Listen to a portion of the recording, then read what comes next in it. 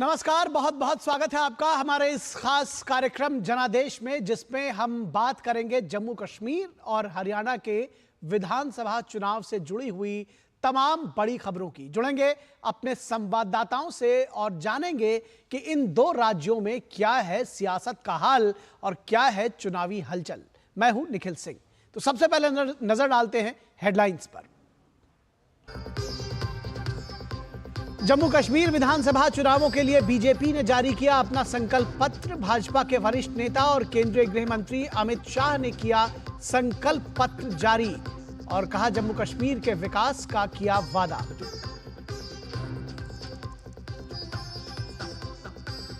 गृह मंत्री अमित शाह ने संकल्प पत्र जारी करते हुए कहा कश्मीर से अनुच्छेद 370 दोबारा लागू नहीं होने देंगे। कहा जम्मू कश्मीर भारत का है, था और रहेगा। आज धारा 370 और 35A बीते दौर की बात बन गई है। ये सब पीएम नरेंद्र मोदी के ताकतवर फैसले से हुआ है।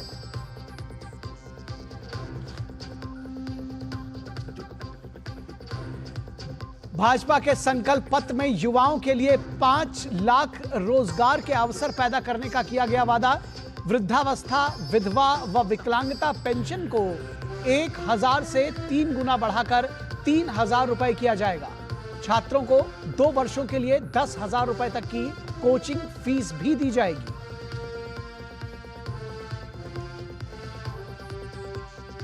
और हरियाणा विधानसभा चुनाव के लिए नामांकन की प्रक्रिया शुरू, लेकिन कांग्रेस और आम आदमी पार्टी के गठबंधन को लेकर लोकल हरियाणा कांग्रेस यूनिट में गतिरोध। सीट शेयरिंग को लेकर नहीं बन पा रही है आम राय। दुष्यंत चौटाला ने की त्रिशंकु विधानसभा की भविष्यवाणी।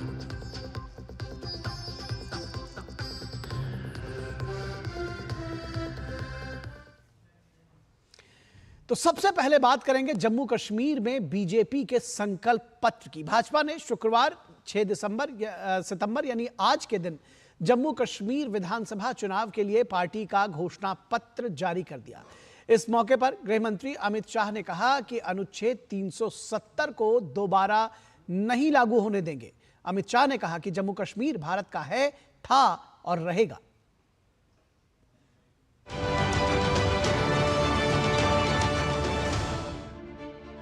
बीजेपी ने जम्मू कश्मीर के लिए पार्टी का संकल्प पत्र जारी कर दिया है। केंद्रीय गृह मंत्री अमित शाह ने जम्मू में पार्टी के संकल्प पत्र को जारी किया। इस मौके पर केंद्रीय गृह मंत्री अमित शाह ने कहा कि अभी तक जितनी पार्टियों ने यहां शासन किया, सभी ने तुष्टीकरण की राजनीति की। अमित शाह ने कहा कि पिछले 10 वर्ष बीजेपी के विकास और सुशासन को समर्पित रहे। गृह मंत्री ने कहा कि जब भी जम्मू कश्मीर का इतिहास लिखा जाएगा, 2014 के बाद के ये 10 साल राज्य के लिए स्वर्णिम काल के रूप में चिन्हित किए जाएंगे। 2014 से लेकर 2024 का एक कालखंड, जब भी जम्मू कश्मीर और भारत का इतिहास लिखा जाएगा, जम्मू कश्मीर के लिए स्वर्णिम अक्षरों से अंकित किया जाएगा। ऐसा मेरा बहुत स्पष्ट मानना है। ये 10 साल जम्मू कश्मीर के लिए शांति और विकास के 10 साल रहे, सुशासन के 10 साल रहे। ये 10 साल में टेररिज्म की जगह मैक्सिमम टूरिज्म पर शिफ्ट हुआ है। केंद्रीय गृह मंत्री अमित शाह ने कहा कि अनुच्छेद 370 दोबारा लगने नहीं देंगे। अमित शाह ने कहा कि जम्मू कश्मीर भारत का है, था और रहेगा। आज अनुच्छेद 370 और 35A बीते दौर की बात बन गई है। अब यह हमारे संविधान का हिस्सा नहीं है। ये सब पीएम नरेंद्र मोदी के ताकतवर फैसले से हुआ है। बड़ी दुख की बात है, विगत दिनों में एनसी का एजेंडा मैंने पढ़ा है और एनसी के एजेंडे को कांग्रेस का मौन समर्थन भी मैंने देखा है। मगर मैं आज आप सभी पत्रकार भाइयों के माध्यम से पूरे देश को स्पष्ट कर देना चाहता हूं, धारा 370 इतिहास बन चुकी है, वो कभी लौटकर नहीं आने सकती, हम आने भी नहीं। बीजेपी के संकल्प पत्र में स्टूडेंट्स के लिए, युवाओं के लिए 5 लाख रोजगार के अवसर पैदा करने का वादा किया गया है। महिलाओं के लिए उज्ज्वला योजना के लाभार्थियों को हर साल 2 फ्री एलपीजी सिलेंडर दिए जाएंगे। मां सम्मान योजना के जरिए हर एक परिवार की सबसे सीनियर महिला को 18,000 रुपए महीने की आर्थिक सहायता भी दी जाएगी। हम मां सम्मान योजना के तहत सबसे वरिष्ठ माता को, घर में एक वरिष्ठ महिला को, बहन को प्रतिवर्ष 18,000 रुपये की सहायता उनके जीवन यापन के लिए देंगे। महिला स्वयं सहायता समूहों के लिए अब तक के बैंक ऋण को हम सहायता देकर माफ करने की योजना करेंगे। उज्ज्वला के सारे लाभार्थियों को 2 एलपीजी सिलेंडर हम मुफ्त देंगे। जम्मू और कश्मीर में पंडित प्रेमनाथ डोगरा रोजगार योजना के तहत 5 लाख रोजगार के अवसर पैदा करेंगे।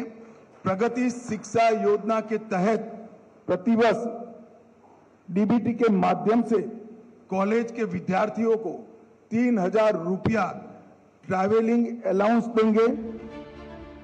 गौरतलब है कि जम्मू कश्मीर में 3 चरणों में मतदान होना है और मतगणना 8 अक्टूबर को की जाएगी। Bureau report, DD news.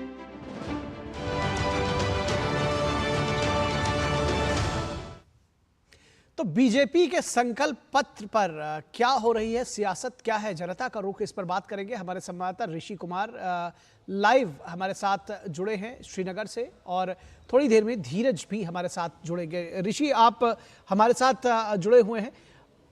ऋषि हमारे साथ जुड़े हुए हैं। ऋषि, सबसे पहले तो आपसे जानना चाहेंगे जो आम जनता का रिएक्शन है संकल्प पत्र पर, किस तरह से वो इसको ले रही है जम्मू कश्मीर की जनता।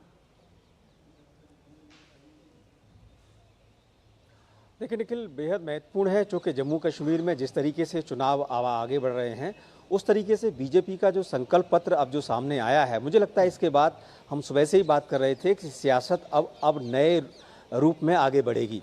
एक तो बीजेपी ने एक पूरे समाज के लिए समग्र रूपरेखा प्रस्तुत करते हुए 25 वायदों की एक लिस्ट आज जारी कर दी है, जिसमें उसने समाज के हर वर्ग के और उम्र के हर वर्ग के लोगों के लिए कुछ न कुछ देने का वायदा किया है। चाहे वो वृद्धावस्था पेंशन हो, युवाओं के लिए, छात्रों के लिए उनकी स्कॉलरशिप हो, उनको शिक्षा के लिए पैसे देने की बात हो, या फिर जो महिलाओं के लिए जो सिलेंडर है उज्ज्वला योजना के तहत वो 2 सिलेंडर देने की बात हो। ये जो तमाम चीज़ें हैं, और यहाँ तक कि जो भूमिहीन हैं उनके लिए भी जो इंतज़ाम करने की बात की है, 5 मरला जो ज़मीन देने की बात की है, तो मुझे लगता है कि बीजेपी ने जम्मू कश्मीर के हर एक उम्र और हर एक वर्ग के लिए कुछ न कुछ देने का वायदा किया है। ये जो पूरा का पूरा संकल्प पत्र है, मुझे लगता है कि इस चुनाव के लिए पैराडाइम शिफ्ट बन सकता है, क्योंकि इससे पहले एनसी और कांग्रेस ने जो वायदे किए हैं उनसे हटकर ये वायदे किए गए हैं और समग्रता में ये वायदे किए गए हैं। दूसरी तरफ बीजेपी ने साफ तौर से 370 को लेकर कैटेगोरिकली स्पष्ट कर दिया है कि ये अब इतिहास की बात है, ये संविधान का हिस्सा नहीं है। दूसरा जो अहम पहलू है, जिसमें कि श्रीनगर या कश्मीर की बात करें या जम्मू की बात करें, दोनों के लिए ही ये जो नीतियां उन्होंने सबके सामने रखी हैं, मुझे लगता है उनको अपने विस्तार करने की जो योजना है, जो खास तौर से जो कश्मीर में बीजेपी आगे बढ़ना चाहती है। जम्मू में पिछली बार उन्होंने बहुत शानदार प्रदर्शन किया था। उन्हें लगता है कि कश्मीर में जब तक ये प्रदर्शन आगे नहीं बढ़ेगा, सरकार बनाने की जो मुश्किलें हैं वो बनी रहेंगी। ऐसे में इसका जनता ने निश्चित तौर से, सभी को लगता है कि उनके लिए कुछ ना कुछ है, लेकिन इस वायदों की लिस्ट में जब वो वोट डालते हैं तब किस तरीके से रिफ्लेक्ट करेंगे, ये तो बहुत महत्वपूर्ण है। क्योंकि प्रथम चरण के चुनाव में अगर हम देखें तो सबसे अधिक सीटों पर जो चुनाव है वो कश्मीर के इलाके में ही है, 16 सीटों पर ये चुनाव है, बाकी के सीटों पर जो है जम्मू के इलाके में है। तो इसका लिटमस टेस्ट मुझे लगता है फर्स्ट फेज में ही हल्का फुल्का अंदाजा लग जाएगा कि बीजेपी का ये जो 25 वायदों की जो सूची है उसको जनता किस तरीके से ले रही है। लेकिन इतना तो जरूर है कि इन वायदों के बाद हर एक के मन में ये जरूर सवाल होगा कि ये जो सरकार बनेगी उसमें किसको कितना किससे फायदा हो सकता है। एक तरफ एनसी और कांग्रेस की तरफ से इमोशनल इश्यूज को इलेक्शन इशू बनाया गया है, दूसरी तरफ विकास को और लोगों को कुछ न कुछ देने की जो योजना है वो बीजेपी ने अपने एजेंडे में आगे बढ़ाई है। ठीक है, इसके बाद अनुच्छेद 370 की भी बात करेंगे आपसे, लेकिन धीरज हमारे साथ जम्मू से लाइव जुड़ गए हैं। धीरज, आज ये जब संकल्प पत्र जारी किया गया तो आप इसके साक्षी बने, आप इसकी कवरेज पर थे।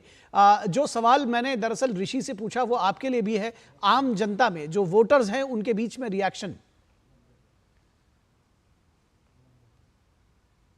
देखिए, आम जनता के बीच में काफी उत्साह है, काफी खुशी है, क्योंकि जम्मू कश्मीर के लिए जो संकल्प पत्र में भारतीय जनता पार्टी ने कई महत्वपूर्ण घोषणाएं की है और उन घोषणाओं को अगर हम सिलसिलेवार समझने की कोशिश करेंगे तो सबसे पहले हम महिलाओं की बात करते हैं।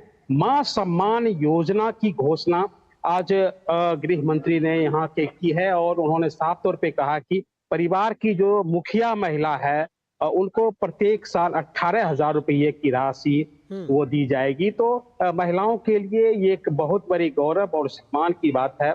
इसके अलावा उन्होंने जो पेंशन की बात की है कि चाहे उसमें विधवा पेंशन हो, विकलांगता पेंशन हो या उस पेंशन को 1,000 रुपये की राशि से बढ़ा के उसको 3,000 रुपये कर दी गई है। किसानों के लिए संकल्प पत्र में बड़ी घोषणाएं की गई है। जो पीएम किसान का जो सम्मान निधि है उस सम्मान निधि को 6,000 रुपये से बढ़ाकर 10,000 रुपये सालाना कर दिया गया है। इसके अलावा कृषि कार्य में जो बिजली का बिजली पे भी उन्होंने 50% का जो एक तरीके से कह सकते हैं कि सब्सिडी देने की घोषणा किसानों के लिए की है, जो खेती में जो बिजली खर्च होगी उसके लिए। इसके अलावा छात्रों के लिए भी एक बहुत बड़ी, जो कॉलेज के छात्र हैं उनके लिए 3,000 रुपये का यात्रा भत्ता, जो बच्चे पढ़ाई करने के लिए दूर से आते हैं तो ये 3,000 रुपये का यात्रा भत्ता देने की भी बात की है।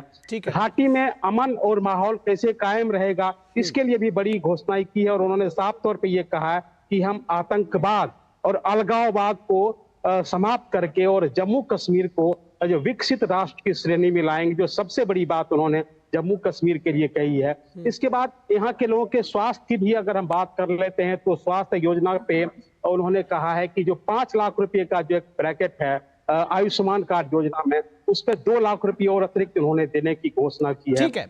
युवाओं के लिए रोजगार 5 लाख रोजगार देने का उन्होंने वायदा किया है, जिसको कि पंडित प्रेमनाथ डोगरा जो रोजगार जो योजना है उसके जरिए उन्होंने 5 लाख युवाओं को रोजगार देने की घोषणा की है। ये सारी बातें हम अपने दर्शकों को कई बार बता भी चुके हैं और मैं चाहता हूं कि जो आम जनता का रिएक्शन है वो आपसे जानने की कोशिश कर रहे थे। आपने कहा कि उसको लोगों ने उत्साहपूर्वक लिया है।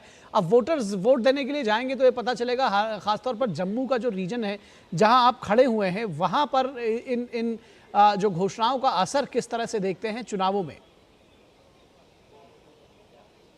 देखिए, इसका साफ तौर पे असर दिखेगा क्योंकि केंद्रीय गृह मंत्री ने, अगर हम जम्मू क्षेत्र की बात कर लें तो जम्मू क्षेत्र के लिए उन्होंने एक विकास समितियां बनाने की घोषणा की है कि जम्मू के क्षेत्र में कैसे विकास होगा और उस विकास को कैसे धरातल पर पहुंचाया जाएगा। इसके अलावा जो जम्मू को जो उन्होंने मेट्रो की सौगात दी है और साफ तौर पे कहा है कि जम्मू और कश्मीर दोनों क्षेत्रों में मेट्रो का निर्माण होगा, तो यहाँ के युवाओं के लिए, यहाँ के वोटर्स के लिए ये बहुत बड़ी उपलब्धि होगी। इसके अलावा जो यहाँ का जो जम्मू क्षेत्र में जो पर्यटन को बढ़ावा देने के लिए, जैसे कि आपको मैंने पहले भी बताया था कि यहाँ पर्यटन बताने के लिए यहाँ का जो तावी नदी है, यहाँ पे रिवर फ्रंट का निर्माण स्मार्ट सिटी स्कीम से हो रहा है। आपने पर्यटन की बात कही, आपने पर्यटन की बात कही, पर्यटन के विकास की बात कही। यहाँ से हम रुक करेंगे। हमारे साथ में ऋषि कुमार भी जुड़े हुए हैं, मैं अभी उनको अपनी स्क्रीन पर देख पा रहा था, हमारे साथ दोबारा जुड़ गए। जी ऋषि, जब पर्यटन की बात होती है तो श्रीनगर में या जो कश्मीर की वैली है उसमें पर्यटन को बढ़ाने के लिए भी बड़ा खास फोकस इस संकल्प पत्र में दिखाई देता है। और पिछले 2019 के बाद से 5 अगस्त 2019 के बाद से, जब से अनुच्छेद 370 हटा, उसके बाद से बड़ा खास फोकस गवर्नमेंट का पर्यटन पर रहा है जम्मू कश्मीर में। और कह भी रहे हैं कि अब आतंकवाद में ही पर्यटन का फोकस हो गया है और हॉटस्पॉट अब आतंकवाद का नहीं, घाटी अब पर्यटकों के लिए हॉटस्पॉट हो गई है। इस कड़ी को आगे बढ़ाने की बात कहती है बीजेपी। बिल्कुल, देखिए निखिल, जो अगर हम जम्मू कश्मीर को समझें तो जम्मू कश्मीर की रीढ़ जो आर्थिक व्यवस्था है वो 2 चीज़ों से डिसाइड होती है। एक तो यहाँ पर सेब और दूसरा यहाँ का पर्यटन। सेब हम जानते हैं यहाँ के किसान मेहनत करते हैं, उनको उसमें तमाम इनकम मिलती है और जब ये सेब से अच्छे दाम मिलते हैं तो वो यहाँ के बाज़ारों में आके ख़रीदारी करते हैं, तो उससे अर्थव्यवस्था आगे बढ़ती है। इसके अलावा जो दूसरा महत्वपूर्ण पहलू है वो है यहाँ का पर्यटन। और जिस तरीके से अनुच्छेद 370 हटने के बाद जो कश्मीर में जो हालात हुए हैं, शांतिपूर्वक हालात में यहाँ पर जो आए हैं लोग देश भर से यहाँ घूमने आए हैं, तो उससे एक पूरा माहौल पूरे देश में गया कि जम्मू कश्मीर में अब जो पर्यटन की जो संभावनाएं हैं जो पहले से हमेशा रही हैं, अब उसमें और ज़्यादा गति आ सकती है। उसी गति को आंकते हुए बीजेपी ने अपने संकल्प पत्र में इस बात को समझ लिया है कि जिस तरीके से पर्यटन का विस्तार हुआ है और कई गुना लोग यहाँ पर घाटी में पर्यटन के लिहाज से आए हैं। हमने खुद यहाँ पर देखा है कि जो तमाम जो चाहे वो शिकारा वाले हों या हाउस बोट वाले हों, बहुत खुश नजर आते हैं, खासतौर से इस माहौल से, क्योंकि उनकी रोजी रोटी में काफी सहूलतें बढ़ी। एक बात मैं चाहूंगा कि बहुत बहुत संक्षेप में आप बताएं। एक बड़ा कोर इशू जो अनुच्छेद 370 का है, बीजेपी पूरे दहाड़ के साथ, पूरे दम भरने के साथ में आज आप देखें कि किस तरह से अमित शाह एक तरह से दहाड़ते हुए उन्होंने कहा कि अब अनुच्छेद 370 बीते इतिहास की बात हो गई है। वहीं पर नेशनल कॉन्फ्रेंस और पीडीपी, कांग्रेस भले ही उनके साथ में बोल नहीं रही लेकिन उनके साथ खड़ी है, उनसे कहा भी जा रहा है कि आप बताइए। वो कह रहे हैं कि दोबारा इसको लाने के लिए सारी कोशिशें करेंगे। किस तरह से ये कोर इशू बनता हुआ दिख रहा है इलेक्शंस में आपको? देखिए, जहाँ तक 370 अनुच्छेद की बात करें तो निश्चित तौर से अब ये इतिहास की बात है और ये जो पूरी की पूरी प्रक्रिया अपनाई गई है पार्लियामेंट के जरिए अपनाई गई है।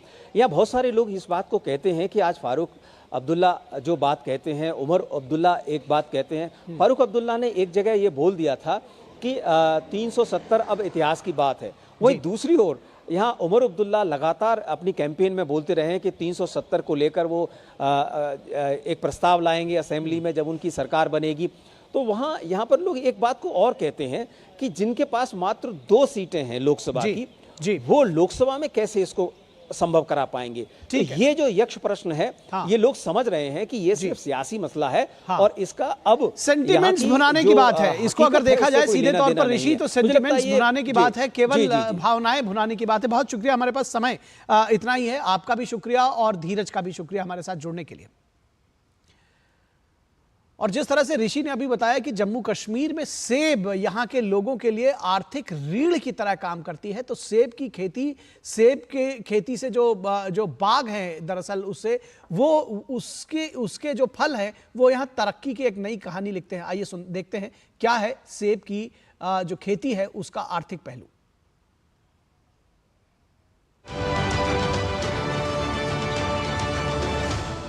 देश में 85% सेब पैदा कर जीडीपी में अहम योगदान देने वाले जम्मू कश्मीर के 7 लाख से ज्यादा बागवानों को घाटी के राजनेताओं ने आज तक सेब की तरह ही सुर्ख सपने दिखाए हैं।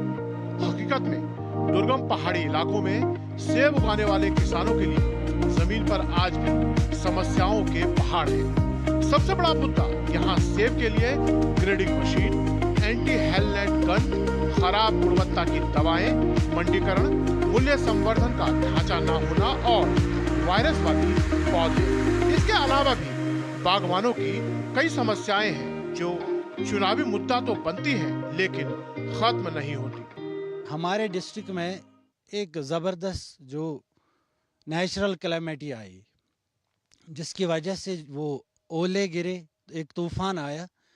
इसमें टिविन डिस्ट्रिक्ट, कुलगाम और शुपियां के 80 विलेजेस इसमें बुरी तरह इफेक्ट हुए।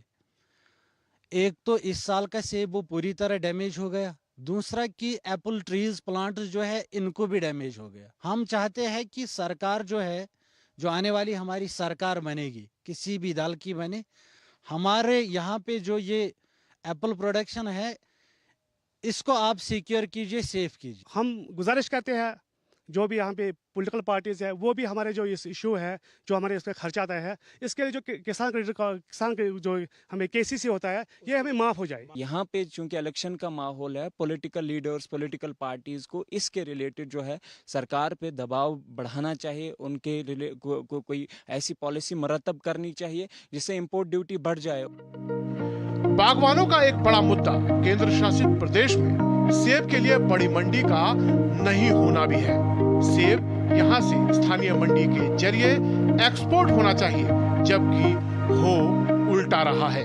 बाहर के मुल्कों से भी माल आ रहा है हमारे हिंदुस्तान में, तो उससे भी कश्मीर के ग्रोवरों को बहुत नुकसान हो गया है। हमने सरकार से ये भी कहा है कि यहाँ जो बाहर का माल आ रहा है उसमें टैक्सेस कम होते हैं, तो उस पर भी सरकार ने मान लिया है, और उसमें जो हमारे ग्रोवर को अब रेट आ रहे हैं अच्छे तरीके से आ रहे। आजादी के बाद से आज तक सेब के बाग तो बढ़े, लेकिन